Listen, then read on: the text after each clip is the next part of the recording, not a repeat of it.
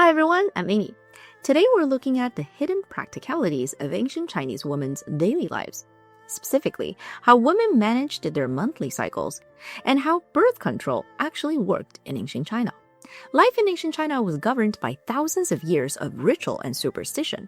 And in that world, a woman's monthly cycle was not just a private health matter. Today, menstruation in Chinese is known as 月经, which literally means monthly cycle. But in ancient China, it was known as something much more abstract. Back then, daily lives was organized around a framework of yin and yang. Yang was masculine, representing light, heat, and order. And yin was feminine, representing dark, cold, and hidden. And it was in this framework that menstruation was named as 癸水, a term that basically means the water of yin. According to traditional Chinese medicine, a woman's monthly cycle was governed by a substance called 天癸, often translated as heavenly water. Classical medicinal texts say that when a girl reached around 14 years of age, the 天癸arrives. Reproductive channels open and the production of 癸水would begin. And this 癸水was the monthly blood that occupied a strange and sometimes contradictory place in how ancient Chinese people understood the body and the world. 癸水was proof of fertility, which made it valuable. But at the same time, this blood was also seen as a symbol of impurity and was treated as one of the dirtiest and most dangerous bodily substances. It was something that could pollute rituals and disturb social order, and sometimes even used as grounds to restrict women. Over time, that pollution logic was used to argue that women's bodies were naturally impure, and that women belonged inside the home and away from the pure outer world of ritual and learning. And why is that? Well, because the two forces of yin and yang had to remain in balance, in the home, in the body, and in the universe. And since the monthly cycle was believed to be a concentrated expression of yin energy, it was capable of destroying that balance. This meant that if a woman on her period accidentally touched a ritual object or entered a sacred hall, it was believed she could contaminate it and ruin the ritual or harm the household's luck. And if a man had sexual contact with a menstruating woman, it was believed to cause illness. In the imperial palace, where the emperor's ritual purity was considered essential to the well-being of the entire empire, even accidental exposure was seen as a serious threat. It was something that had to be carefully managed, sometimes hidden and sometimes officially documented. These were beliefs that shaped the daily reality of women across every level of society, from commoners in small villages to the concubines living inside the imperial palace. Some of these challenges still linger even in the world today. So how did women thousands of years ago manage them? Let's start with the early dynasties. Not much is recorded about monthly cycles in the historical records of the earlier dynasties, but what we have is enough to give us an idea of how it worked. In classical Chinese medicine, a girl's first period marked a specific milestone, the ability to conceive. In many households, this was not treated as a private milestone. It was a household event. Elders took note. Marriage negotiations could begin. And from that point forward, her cycle affected what she could and could not do. If the household was preparing offerings at the family altar, a woman during her monthly cycle would quietly step back and let someone else take over. Not because anyone announced it, but because everyone already knew. Older women taught younger girls how to navigate this. Which chores to quietly swap, when to skip a temple visit, how to explain an absence without ever saying the word blood. In many communities, women use subtle changes in dress or hair as a quiet language among themselves, such as tying a headcloth a certain way, adjusting a hairpin. Nothing formal, just something that passed from mother to daughter, aunt to niece, and varied from region to region. In the imperial palace, the concern was similar, but taken even more seriously. The emperor was not just a man. He was the ritual center of the entire realm. His women shared his food, his bed, and his sacred spaces. If a sacrifice failed or a flood hit at the wrong moment, officials would comb through every possible breach in ritual purity. A woman's cycle appeared in the wrong place at the wrong time was exactly the kind of disruption nobody wanted to leave unmanaged. Later palace accounts describe a system involving the vermilion mark. If a concubine was on her cycle, she would press a small dot of rouge on her cheek. From a distance, it looked like a beauty mark. Inside the palace, everyone who needed to know understood exactly what it meant. That this woman was currently unavailable to attend to the emperor. Nobody needed to talk about it. The dot handled it.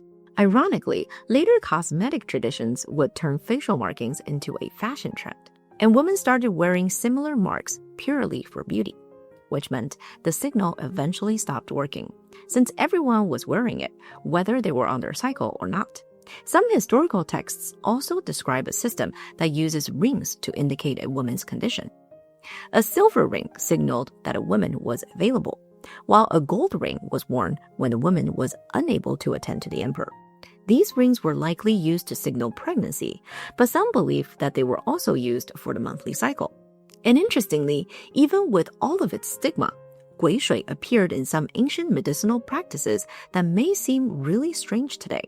For example, in an ancient medicinal text, Recipes for 52 Ailments, menstrual blood appears as an ingredient in ritual healing recipes, used to treat things like spasms and intestinal swelling. This was folk medicine mixed with shamanism. The blood was considered powerful precisely because it was also feared, and that power could be redirected into a cure. Of course, signaling was only half of the story.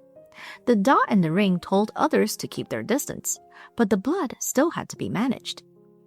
For that, women used a menstrual cloth, which was a long strip of cloth folded and packed with absorbent material, tied around the waist with cords.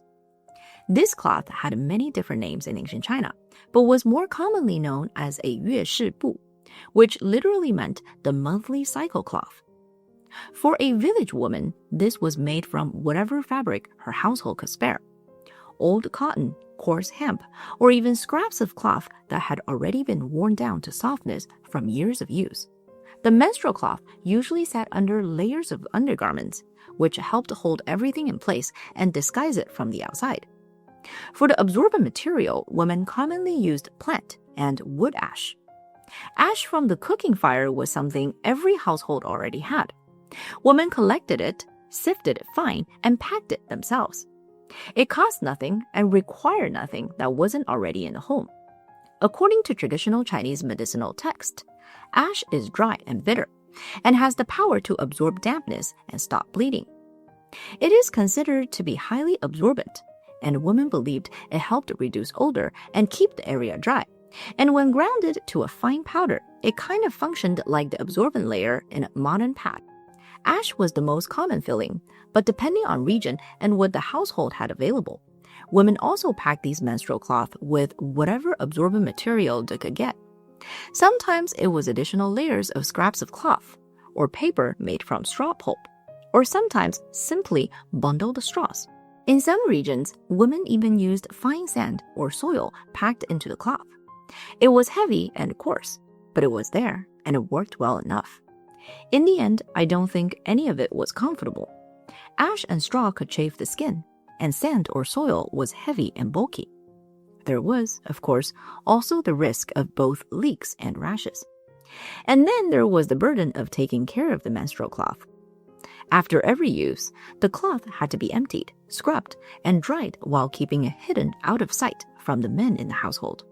Over time, the quality of the menstrual cloth improved, but only for the wealthy and the noble families at first.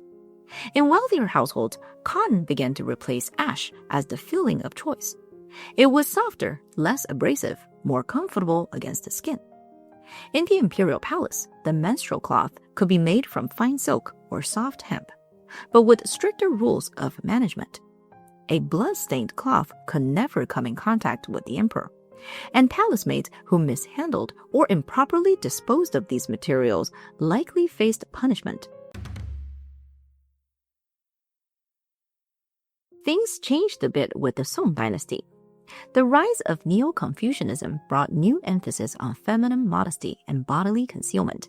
This meant that expectations shifted. It was no longer appropriate to signal your state and have the household adjust. The new standard was that a woman's biology was expected to be kept private, away from the men of the household, and out of the public view. In general, social norms around gender became stricter. For example, men and women were to be strictly separated. Girls from respectable families were increasingly kept within the inner quarters after turning 10 years old. Their world became the women's rooms, courtyards, and servants' corridors, not the streets outside. And of course, the older signals became less acceptable. Instead, a woman's status would likely be privately communicated to close female family members. In wealthier families, it might only be told to close servants that handled laundry or bedding. In an imperial palace, it could be reported to responsible female officials or palace maids. It was a need-to-know basis. But the Song dynasty also saw advancements in women's health, in the form of the first establishment of gynecology as its own medical specialty in China.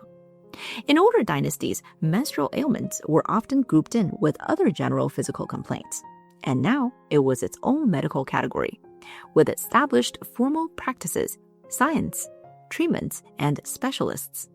The Song dynasty physician Chen Ziming emphasized the importance of a woman's monthly cycle in relation to her health.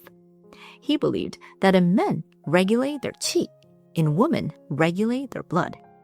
What this meant in practice was that the monthly cycle should be treated as a window into a woman's overall health. A regular and normal cycle meant her body was in balance. Irregularity could be a sign that something deeper was wrong and needed to be corrected. Chen Ziming believed that the monthly cycle drew from two sources: the vital essence a woman was born with, and the blood her body continuously produced from food and digestion. When either one failed, the cycle became irregular. A good physician had to know which was the problem before he could treat it. The Yuan dynasty that followed continued to build on this medical foundation. The physician Zhu Zhenhen, known as Dan Xi, became one of the most influential doctors in Chinese medical history. His work on women's health deepened the understanding of how the monthly cycle related to a woman's broader constitution. And his teachings became the foundation that Chinese medicine would later build on. By the Ming Dynasty, the rules of propriety had tightened even further. The public appearance of a noblewoman was heavily constrained, and it became inappropriate for a male doctor to directly treat a woman who was ill. He had to diagnose her from a description given by a servant or a female relative, sometimes through a curtain. A woman could be seriously ill, and her doctor would not even be able to see her directly. And with stricter rules, the stigma surrounding the monthly cycle only grew stronger. Medical and moral texts warned that contact with menstrual blood could harm a man's vital energy, and men were advised to keep their distance from women who were going through their monthly cycle. But even with the stigma, menstrual blood continued to be used as a valuable medicinal ingredient. According to the Ming Dynasty medical text, Compendium of Materia Medica, menstrual blood was formally cataloged as one of 35 human-derived medical substances, no longer for shamanist rituals, but now officially documented for its medical properties. But regardless of propriety, the methods of managing their monthly cycles remain mostly the same for most women throughout the dynasties. That is, except for imperial consorts. In the Qing dynasty, something new happened in the Forbidden City. Here, a consort's monthly cycles became a government matter, managed by a dedicated office and entered into official ledgers. This was managed directly by the Jing Shi Fang, an office within the imperial household department. The eunuchs of the Jing Shi Fang had many important responsibilities, but one of their most interesting ones was to document the emperor's intimate and bedchamber interactions. They also had to confirm the status of every woman who came near him, likely including information about their cycles. According to Qing dynasty scholars, palace regulations around bodily substances was not just about hygiene. This was tied to ritual purity and was also necessary for lineage verification. If a consort became pregnant, these records could be used to check whether the timing of her access matched the claimed conception, helping to confirm the legitimacy of the child. Folk legends from the Qing dynasty even suggest that these records were sometimes used by the emperor to determine if a pregnancy should be kept or not, maybe due to politics. Personally, I think this was unlikely because the biggest concern of the imperial family was always that they didn't have enough heirs. And just having a lot of babies doesn't guarantee they would survive to adulthood anyway. But even if this legend is unreliable, it brings us to our next topic: birth control. Managing the monthly cycle was one challenge, and pregnancy was another. And for women across every level of ancient Chinese society, both were constant concerns. A village woman who could not afford another child, a concubine navigating palace politics, or a woman in the entertainment quarters with no say over her own body. Now, if a woman was already pregnant and it was unwanted, the usual tools were crude and risky, often relying on herbal drugs or even physical violence. But those were the more drastic last resorts. The first step was, of course, pregnancy prevention. Various methods of contraception and birth control have been recorded in Chinese history since ancient times. First were the simplest methods, physical barriers.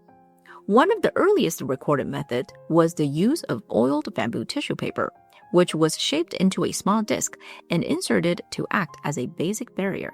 There were also barrier sheaths, like condoms made from silk and cotton. Records from various dynasties also mention sheep intestines, pig bladders, and fish bladders used for the same purpose. These were far from reliable, but when that was your only option, reliable enough had to do. When physical methods were not available or had failed, women turned to herbs. One of the more common was saffron, which was brewed in concentrated form and drank after an unwanted encounter. According to folklore and regional records, one remedy was grinding dried persimmon stems into a powder, steeping it in boiling water, and drinking the mixture for 7 consecutive days. Some medical records from the Ming Dynasty recorded the use of linlingxiang, a fragrant herb which was believed to prevent pregnancy when taken after a woman's monthly cycle. Stranger folk stories describe eating certain plants or even tadpoles after intercourse.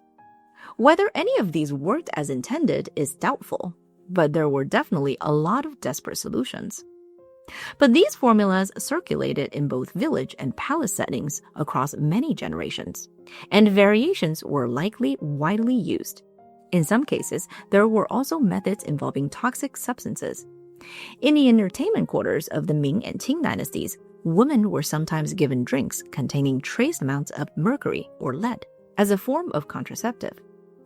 The women who managed these establishments would sometimes even add these substances to a girl's food without her knowledge. In the world of Chinese palace dramas, we sometimes see a rival consort secretly mixing an ingredient called shexiang into another consort's daily incense. Shexiang is recorded as dangerous for pregnancy in medical texts, such as the Compendium of Materia Medica.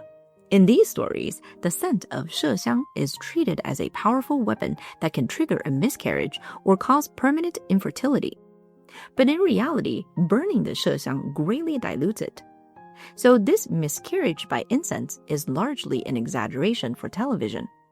There is no solid historical or modern scientific evidence that simply smelling shexiang would be enough to cause a miscarriage. Instead, it was supposed to be applied topically or internally. This allows it to deliver its active compounds directly into the woman's bloodstream. An interesting legend about the famous consort sisters Zhao Feiyan and Zhao Hede of the Han Dynasty claimed that they used a special pill called the Xiji Wan. These were pills that contained the shexiang, and they placed these pills into their navel with the belief that it would make their skin more beautiful. Unfortunately, the shexiang was absorbed directly into their bodies and became a permanent contraceptive. Some interpretations of this legend suggest that the sisters were tricked into using this pill in order to ensure that they could never have children with the emperor. Whether it was a peasant woman sifting through local herbs or a legendary consort using a pill for beauty. These stories all point to the same underlying truth. For thousands of years, women lived in a world where their fertility was often treated as a liability to be managed, or a resource to be controlled. What is interesting about all of this is how consistent it was across thousands of years. Whether it was the Han Dynasty or the Qing Dynasty, whether you were a farmer's wife or a palace consort, the basic reality was the same. The monthly cycle had to be managed. It had to be kept quiet, and women found ways to do both with whatever they had. Today, modern society has certainly improved dramatically for women dealing with menstruation, with better products and more open conversation. But some of the stigma and silence around these topics still persist. And I think that knowledge of this can build stronger understanding. I hope that this video helps to share just a little bit of the challenges that women faced in ancient China. How did all of this work in your own culture back in the day? Let me know in the comments if you enjoyed today's topic. Don't forget to like and subscribe. Thanks again for watching, and I'll see you in the next one. Stay curious, stay magical.